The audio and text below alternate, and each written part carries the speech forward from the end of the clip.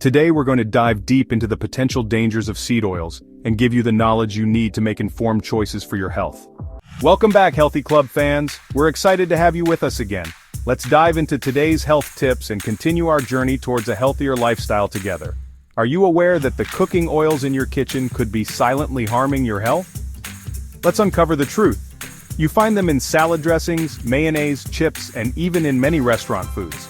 Many people are worried about whether they are safe or not. Are they healthy sources of fat, or are they ticking time bombs in your pantry? Seed oils, as the name suggests, are extracted from the seeds of plants like soybeans, corn, sunflowers, and rapeseed, also known as canola. Now you might think, seeds are healthy, so the oil must be good for you too, right? Well, not so fast. The problem lies in how most of these oils are extracted and processed. Unlike traditional methods like cold pressing, which simply involves crushing the seeds to release the oil, industrial seed oil production takes a more, let's say, involved approach. Seed oils are naturally high in omega-6 fatty acids. Now before you hit the panic button, remember that omega-6 fats are essential for our bodies. They help with brain function, muscle growth, and even regulate metabolism. But here's the catch. They need to be balanced with omega-3 fatty acids. Think of it like a seesaw. You need both sides to be relatively balanced for it to work properly. The ideal ratio of omega-6 to omega-3 is around 2-to-1 or even 1-to-1. However, the typical Western diet is overloaded with omega-6s, thanks in large part to processed foods and, you guessed it, seed oils.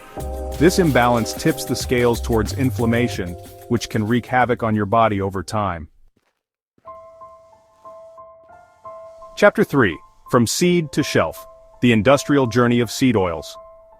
So, how do these seemingly innocent seeds end up as potential health hazards? It all boils down to the industrial processing they undergo. First, the seeds are often subjected to high heat, which can degrade some of their naturally occurring nutrients.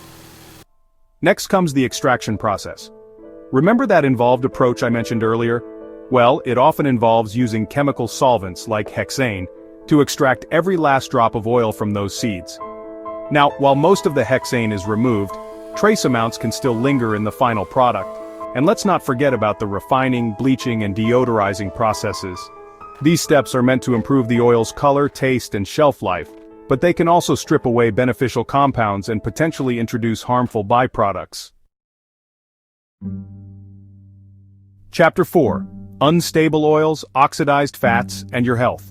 The high polyunsaturated fat content of seed oils makes them particularly vulnerable to oxidation, especially when exposed to heat, light, or air. Think about what happens when you leave an apple slice out on the counter. It turns brown, right? That's oxidation in action. Similarly, when seed oils oxidize, they produce harmful compounds like aldehydes and free radicals. These troublemakers can damage our cells, increase the risk of chronic diseases, and even accelerate the aging process. And it's not just deep frying that's a concern. Even heating seed oils to relatively moderate temperatures for sautéing or baking can trigger this oxidation process. Outro: making informed choices, your health is in your hands. So, to recap, seed oils are highly processed, often contain unhealthy byproducts, and are easily oxidized, potentially leading to various health problems. Now, I don't want to demonize all seed oils completely. In moderation and with minimal heat exposure, they might not pose a significant risk. However, given the potential downsides, it's worth considering healthier alternatives like olive oil, avocado oil, or coconut oil. What oil do you use the most? Comment below. If you found this video helpful, don't forget to give it a thumbs up, and watch these videos too. Subscribe to my channel for more evidence-based health tips, and hit the notification bell so you don't miss out on any future videos. Until next time, stay healthy.